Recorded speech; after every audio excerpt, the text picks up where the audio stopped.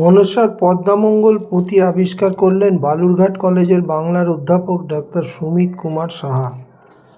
উত্তর দিনাজপুর জেলার রায়গঞ্জ থানার গোলিশুরা গ্রাম থেকে কবি জগৎজীবনের মনসা বিষয়ক একটি খণ্ডিত পুঁথি আবিষ্কার করলেন বালুরঘাট কলেজের বাংলার অধ্যাপক ডাক্তার সুমিত কুমার সাহা। এই পুঁথিকে কেন্দ্র করে তিনি গ্রন্থ লিখেছেন আবিষ্কৃত মনসার পুঁথি জগৎ জীবন বিরচিত পদ্মামঙ্গল। গ্রন্থটি কলকাতার ৩৬-এ কলেজ রোডের অন্নপূর্ণা প্রকাশনী থেকে প্রকাশিত হয়েছে। লেখক ও কবি অধ্যাপক সুমিত কুমার সাহা জানিয়েছেন, এই পুঁথি আবিষ্কারের আনন্দ অপরিসীম। বিশেষত কবি জগৎ জীবনের মনসা বিষয়ক পদ্মামঙ্গল নামে পুঁথি আবিষ্কার বোধহয় এই প্রথম। আবিষ্কৃত এই পুঁথির মধ্যে রয়েছে বিভিন্ন দেবদেবীর কথা, মনসার ক্রোধ, মহাত্ম্য, চাঁদ সওদাগরের দৃঢ় ব্যক্তিত্ব, দিনাজপুরের কৃষিজাত পণ্য, কুটির শিল্প নিয়ে বাণিজ্য যাত্রা, উচ্চবর্গের চরিত্র, নিম্নবর্গের চরিত্র, সতীদাহের বিরুদ্ধে বেহুলার প্রতিবাদ ও ভাসান যাত্রা অসাধারণভাবে রূপায়িত হয়েছে। পুঁথিটির মধ্যে দিনাজপুরের নানান বিশেষত্ব রয়েছে। চাঁদ সওদাগর 14টি ডিঙিতে দিনাজপুরের বড়া ধানের চাল, নারিকেল, হলুদ, আম, জিরা, জ্যাম, পাট, শাড়ি, ধোকরা ইত্যাদি নিয়ে গিয়েছিলেন পাঠানোর উদ্দেশ্যে।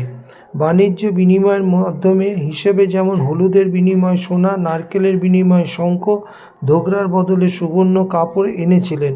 400 বছর আগে কবি জগৎজীবনের এই পদ্মামঙ্গল কাব্যে দিনাজপুরের ধোকরা ও শাড়ির কথা তুলে ধরা হয়েছে।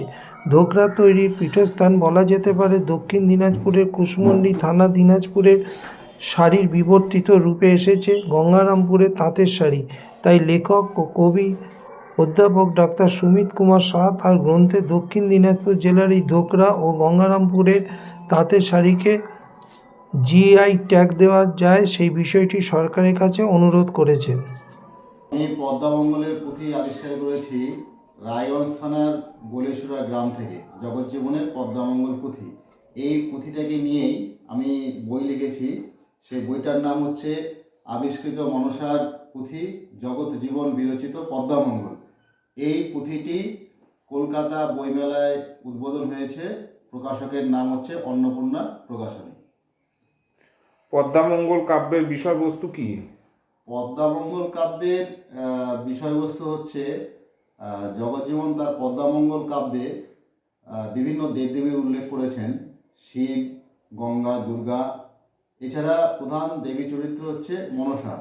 মনসার ক্রোধ, চাঁদ সওদাগরের বলিষ্ঠ চরিত্র, দিনাজপুরের বিভিন্ন কৃষিজাত পণ্য ও কুটির শিল্প চাঁদ সওদাগরের মাধ্যমে জগৎজীবন তার পুঁথির মাধ্যমে তুলে ধরেছেন।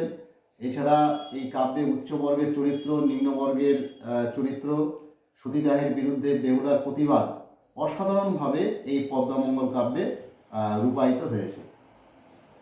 পদ্মামঙ্গল পুঁথিতে দিনাজপুরের বিশেষত্ব কি আছে? পদ্মামঙ্গল পুঁথিতে দিনাজপুরের অসাধারণ কিছু বিশেষত্ব এখানে রয়েছে। জগৎজীবন ঘোষাল দেখিয়েছেন যে চাঁদ সওদাগরের মাধ্যমে দিনাজপুরের যে কৃষিজাত পণ্য ও কুটির শিল্প সেটাকে তিনি পাটনের রাজার কাছে পাঠিয়েছিলেন। কৃষিজাত পণ্য হিসাবে এসেছে আমাদের এই যে দিনাজপুরের যে একটা বর্তমানে সেই ধানের চাষ হয় না, সেটা যে বড়া ধান, এই ধানের চাল, জিরে, আম, জাম, মাসকালের ডাল, পাট, ধোকরা, তাঁতের শাড়ি, এসব কিছু নিয়ে চাঁদ সওদাগর পাটনের রাজার কাছে গিয়েছিলেন। এগুলোর বিনিময়ে তিনি অনেক কিছু এনেছিলেন, যেমন হরিদ্রার বিনিময়ে সোনা, নারকেলের বিনিময়ে শঙ্খ, ধোকরার বিনিময়ে সুবর্ণ কাপড়, এই জিনিসগুলো তিনি এনেছিলেন।